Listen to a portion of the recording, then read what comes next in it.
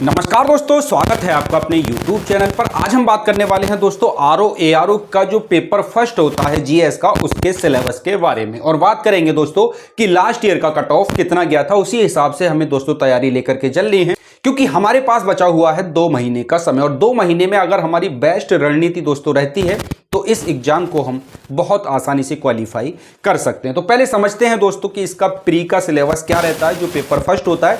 इससे पहले हमने जो पेपर सेकंड हिंदी का होता है 60 नंबर का, उसके बारे में बात कर ली थी। तो आपने वो वीडियो देखा होगा, मैंने आपको बहुत स्टेप बाय स्टेप बताया था कि आप कैसे अधिक से अधिक नंबर पेपर सेकंड में गेन कर सकते हैं। तो आज हम बात करेंगे दोस्तों पेपर सेकंड के बारे में, जो कि 140 नंबर का होना है। विद नेगेटिव मार्किंग के होता है दोस्तों, 1/3 की यहां पर नेगेटिव मार्किंग रहती है। इससे पहले हम नजर डाल लेते हैं दोस्तों लास्ट ईयर का जो कट ऑफ, जो पिछले वाला आरओ हुआ था, उसकी कट ऑफ क्या गई थी आरओ और एआरओ की, जिससे आप समझ पाएंगे कि हमें किस तरह की तैयारी लेकर के चलनी है कि इतने नंबर हमारे बन पाए। लगभग इसी के आसपास ही कट ऑफ आरओ एआरओ का देखा गया है।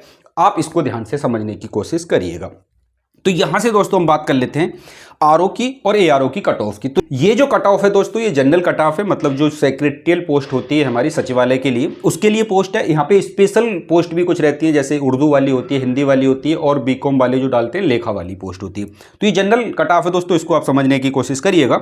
आरओ की जो कट ऑफ लास्ट टाइम जो गई थी दोस्तों जनरल की, आरओ के लिए वो गई थी 122, यानी कि 200 में से है दोस्तों, 200 में से 122।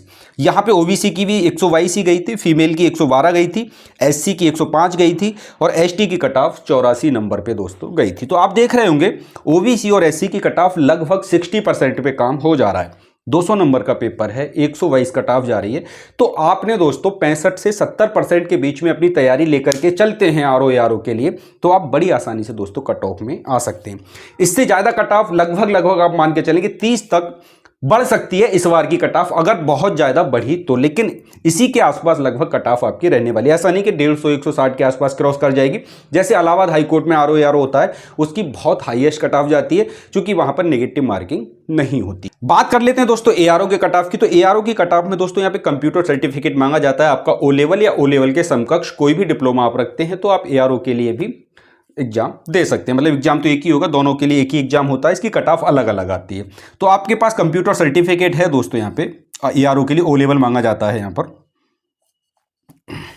तो इसकी कट ऑफ देख लेते हैं दोस्तों। जनरल की जो कट ऑफ वो 85 गई थी, ओबीसी की कट ऑफ भी 85 गई थी, फीमेल की कट ऑफ 80 गई थी, और एससी की कट ऑफ 71 गई थी, और एसटी की कट ऑफ 70 नंबर पे गई थी। तो दोस्तों आप अगर एआरओ के लिए आपके पास कंप्यूटर सर्टिफिकेट है तो बहुत कम मेहनत में दोस्तों आपका काम हो सकता है। मतलब आप ऐसे समझ के चलिए 80-85 कट ऑफ एकदम 40-45% के आसपास ये कट ऑफ जा रही है। तो आप ऐसे मान के चलिए दोस्तों, जैसे आप नॉर्मल कंपटीशन की तैयारी करते हैं वैसे ही तैयारी अगर आप लेकर के चलेंगे तो एआरओ के लिए बहुत आसानी से क्वालिफाई कर लिए जाएंगे, अगर आप पेपर सेकंड और पेपर फर्स्ट को बहुत अच्छे से समझ लेते हैं कि कैसे हमें इसको सॉल्व करना है, और हिंदी में हमें अधिक से अधिक नंबर कैसे प्राप्त करने हैं, जिसका जिक्र मैंने पिछली वीडियो में किया हुआ है। तो आप कट ऑफ देख लिए होंगे दोस्तों, आरओ की कट ऑफ और एआरओ की कट ऑफ कितनी सही कट ऑफ जा रही है। मतलब निगेटिव मार्किंग होती है ना कि 1/3 की, और क्वेश्चन का लेवल भी थोड़ा ठीक ठाक यहाँ पर रहता है। तो आपको थोड़ा सीरियसली तैयारी करनी पड़ेगी, उसके बारे में भी हम बात करेंगे कि इसके लिए स्टडी मटेरियल हम कहाँ से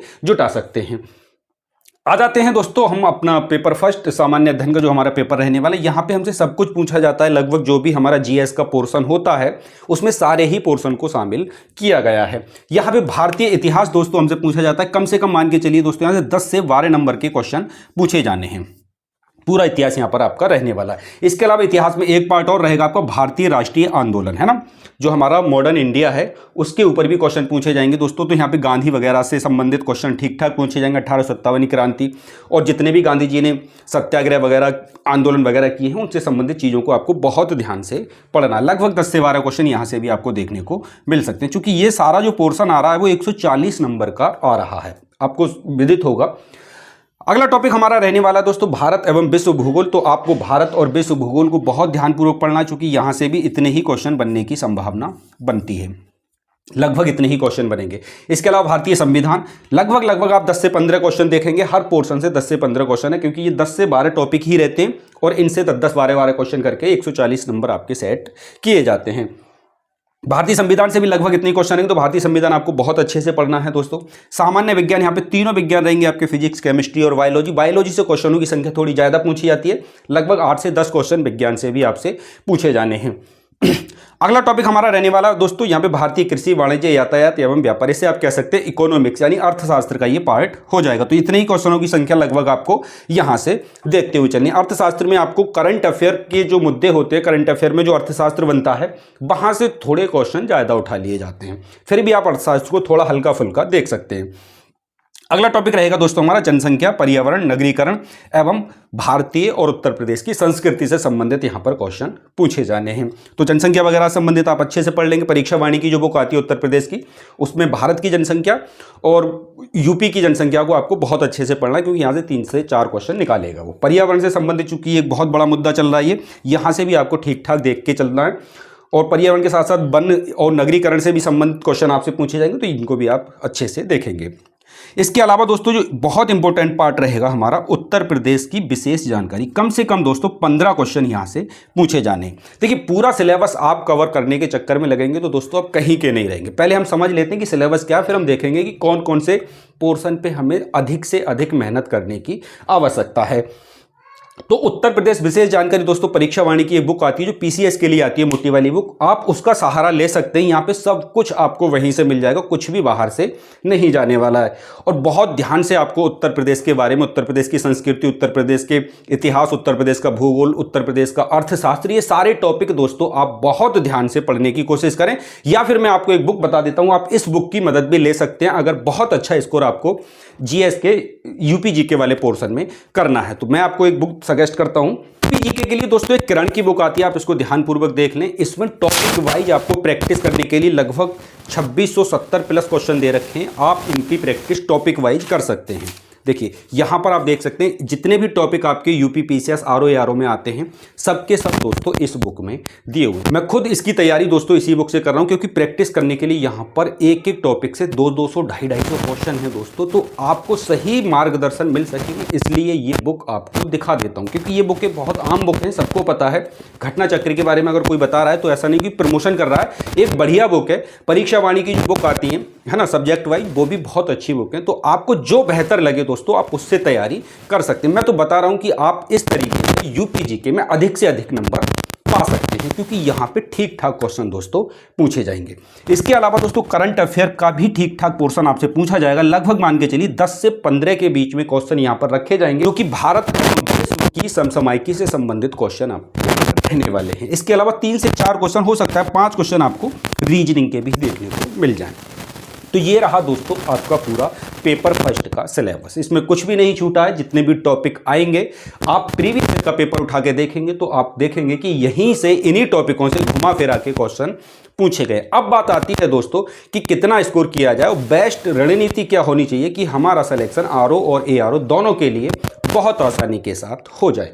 तो आप जानते हैं दोस्तों ये नंबर हमारा, तो आप समझ गए हैं दोस्तों, ये जो पोर्शन है हमारा 140 नंबर का पूछा जाता है। इसमें हमें बहुत ज़्यादा मेहनत करने की जरूरत है, एक एक टॉपिक को बारीकी से पढ़ेंगे तो दोस्तों इतना समय अब नहीं है, क्योंकि 2 महीने का समय ही आपके पास बचा हुआ। यहाँ पे आप क्या कर सकते हैं, उत्तर प्रदेश जीके को बिल्कुल घोट के पी जाइए। मतलब उत्तर प्रदेश जीके से कहीं से भी क्वेश्चन आए आपसे छूटना नहीं चाहिए। इसके अलावा समसामयिकी को आप बहुत ध्यान से पढ़ें, कम से कम 15 क्वेश्चन पूछे जाएं तो 10 से 12 क्वेश्चन आप करने की ताकत रखते हो, यानी इतना अच्छा करंट अफेयर आप पढ़ के गए। इसके लिए बहुत सारी पत्रिका आती है, दृष्टि वगैरह आती है, क्रॉनिकल वगैरह आती है, जो आपको बेस्ट लगे वो आप पढ़ सकते हैं यहाँ पर। इसके अलावा रीजनिंग के क्वेश्चन दोस्तों, अगर आपने थोड़ी बहुत general competition, UP police, SI वगैरह की तैयारी की है, एसएससी वगैरह की तैयारी की है, तो रीजनिंग के क्वेश्चन नहीं छूटने वाले हैं। यहाँ से बहुत ही आसान क्वेश्चन आते हैं। तो यहाँ आप इन तीनों टॉपिक से दोस्तों बहुत अच्छे नंबर गेन कर पाएंगे और बहुत कम मेहनत के साथ, क्योंकि यूपी जीके का बहुत ज़्यादा सिलेबस नहीं है। यूपी जीके के क्वेश्चनों की प्रैक्टिस आपको अधिक से अधिक करनी है। इसके अलावा आपके पास एक पोर्शन और आता है जो कि सबसे अच्छे नंबर दिलवाएगा आपको, सामान्य विज्ञान, क्योंकि यहाँ पर बहुत नए क्वेश्चन नहीं बनेंगे, लगभग 2-4 क्वेश्चन रहेंगे जो साइंस एवं टेक से संबंधित होंगे, जो कि करंट अफेयर मतलब जो हाल ही की रिसर्च हुई है उनसे 2-4 क्वेश्चन होंगे। बाकी जो आपका जनरल साइंस होता है हाई स्कूल लेवल तक का, वहीं से क्वेश्चन आएंगे। अगर दोस्तों यहाँ से 10 क्वेश्चन पूछे जाते हैं और आपने 8 से 7 क्वेश्चन यहाँ पे सही कर लिए तो दोस्तों आप एक अच्छे स्कोर की तरफ बढ़ सकते हैं। भारतीय संविधान से संबंधित दोस्तों, भारतीय संविधान का एक लिमिटेड सिलेबस है और बहुत आसानी से आप इसको कवर कर सकते हैं। यहां से भी दोस्तों 10 से 15 क्वेश्चन लगभग पूछे जाते हैं और 10 क्वेश्चन दोस्तों आपने यहां पे अपने बना लिए। तो मेरा कहने का ओवरऑल पर्पस ये है कि आप उन टॉपिकों को सेलेक्ट करें जिसमें आप कंफर्टेबल महसूस करते हैं, आपको लगता है कि इसको मैं थोड़े समय में पढ़ के अच्छे नंबर यहां से निकाल सकता हूं। अब देखिए यहां पे भारतीय इतिहास है, एक बहुत बड़ा पोर्शन है आपके पास। कितना पढ़ेंगे आप? यहां पे 3 तरह के इतिहास आपके रह जाते हैं, एंशिएंट हो जाएगा, मिडाइवल हो जाएगा, मॉडर्न इंडिया हो जाएगा, फिर दक्षिण भारत का इतिहास हो जाएगा। बहुत वास्ट सिलेबस दोस्तों आपको इतिहास को देखने को मिलता है, लेकिन फिर भी आप इतिहास में कोशिश करें कि 10 से 12 क्वेश्चन आए तो 5 से 6 क्वेश्चन में यहां पे सही कर पाऊं। भारतीय राष्ट्रीय आंदोलन, यहां पे कम मेहनत में दोस्तों आप ज्यादा क्वेश्चन निकाल सकते हैं। 1857 की क्रांति के बाद गांधी युग तक आपको बहुत ध्यान से पढ़ना है और बहुत आसानी से आप 7 से 8 नंबर निकाल के ले जाएंगे। गलती करने से बचना है, क्योंकि दोस्तों 1/3 की नेगेटिव मार्किंग है, तो इस चीज को आप थोड़ा समझते हुए चलेंगे तो बहुत आसानी से पेपर को कवर कर पाएंगे। अब इस वाले पोर्शन में दोस्तों आपने बहुत अच्छे से मेहनत की है और 140 में से अगर आप 80 नंबर भी बना पा रहे हैं, 80 नंबर एक बेस्ट स्कोर आपका होगा, बहुत बेस्ट स्कोर।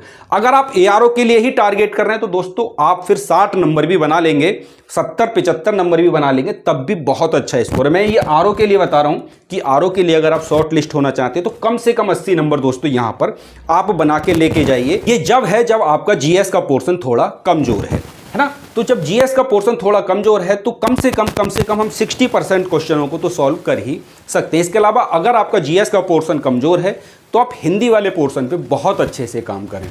क्यों? क्योंकि यह 60 नंबर की हिंदी आ रही है और गलती होने की संभावना कम रहती है, क्योंकि 6 ही टॉपिक है हमारे पास और उन्हीं 6 टॉपिकों से क्वेश्चन आने, कुछ बाहर से नहीं आएगा। तो लगभग दोस्तों अगर आप यहां से 50 नंबर भी निकाल लेते हैं, 60 में से 50 नंबर, मानते 2-4 गलत हो जाएंगे, 1-2 नेगेटिव में चला जाएगा और 50 नंबर आपके हिंदी में बच जाते हैं, तो दोस्तों 130 नंबर हो जाते हैं ये, है ना। और 130 पे आप समझ सकते हैं कि पिछली बार का कट ऑफ और इससे पिछली बार का कट ऑफ आप चेक कर सकते हैं कि कितना कट ऑफ गया हुआ है। तो आप आरओ एआरओ दोनों के लिए ही शॉर्ट लिस्ट कर लिए जाएंगे। बुक्स आप चाहे घटना चक्र से तैयारी करें, परीक्षा वाणी से तैयारी करें, ऑनलाइन तैयारी करें, लेकिन किसी का कोर्स खरीद के तैयारी नहीं करें, क्योंकि कोर्स 2 महीने में जीएस का पूरा नहीं होता। जीएस को कंप्लीट करने के लिए कम से कम 1 से 1.5 साल पूरा लगता है। तो अभी आप अच्छे क्वेश्चन जो यूपी पीसीएस, आरओ एआरओ और अच्छे एग्जामों में जो पूछे गए हैं उनकी दोस्तों अधिक से अधिक प्रैक्टिस करके जाएं। और साथ ही साथ आप एक तैयारी और भी कर सकते हैं, जो भी एनडीए सीडीएस वगैरह का जीएस पूछा गया पिछले 2 से 3 सालों में, उन क्वेश्चनों की प्रैक्टिस बहुत अच्छे से कर जाएं। यूपी पीसीएस के जो 3 से 4 सालों में पेपर हुए हैं उनकी प्रैक्टिस बहुत अच्छे से करके जाएं, क्योंकि वहीं से क्वेश्चन रिपीट भी होते हैं। लगभग 140 क्वेश्चन में 30 से 20 क्वेश्चन आपको ऐसे लगेंगे जो रिपीटेड ही होंगे प्रीवियस ईयर के अन्य पेपर से, चाहे वो सीडीएस का हो सकता है, एनडीए के जीएस के क्वेश्चन हो सकते हैं, यूपी पीसीएस के हो सकते हैं, अदर स्टेट का जो पीसीएस है वहां से क्वेश्चन लिए जा सकते हैं। तो उनकी प्रैक्टिस आप करेंगे तो आपको और बढ़त मिल सकती है। और साथ ही साथ आप बुक्स की मदद लेंगे, अच्छे से प्रैक्टिस करते रहेंगे तो पूरी संभावना है दोस्तों कि आप शॉर्टलिस्ट किए जाएंगे। आप प्री पे पूरा फोकस करिएगा, उसके बाद हम मेंस परीक्षा के ऊपर बात करेंगे, क्योंकि मेंस में यही सारे टॉपिक आपसे फिर से ऑब्जेक्टिव टाइप में पूछे जाने और 140 नंबर का भी ये पेपर वहां पे भी रहने वाला है आपका। तो आप लोगों को मेरी बात लगभग समझ में आ गई होगी। मैंने कट ऑफ के ऊपर बात की, आपको एक तरीका बताने की कोशिश की कि आप कौन से पोर्शन में बेहतर करके आप बेहतर स्कोर अपना कर सकते हैं। तो मिलेंगे दोस्तों आप लोगों से एक अगली वीडियो में। अगर वीडियो आपको अच्छा लगा है तो दोस्तों में शेयर करिए, चैनल पे नए हैं तो सब्सक्राइब करके हमारे साथ जुड़ सकते हैं, क्योंकि मैं जीएस का बहुत अच्छे से प्रैक्टिस सेट अपने चैनल पे शुरू कराने वाला हूं। तो मिलेंगे दोस्तों आप लोगों से एक अगली वीडियो में, तब तक के लिए जय हिंद, जय भारत।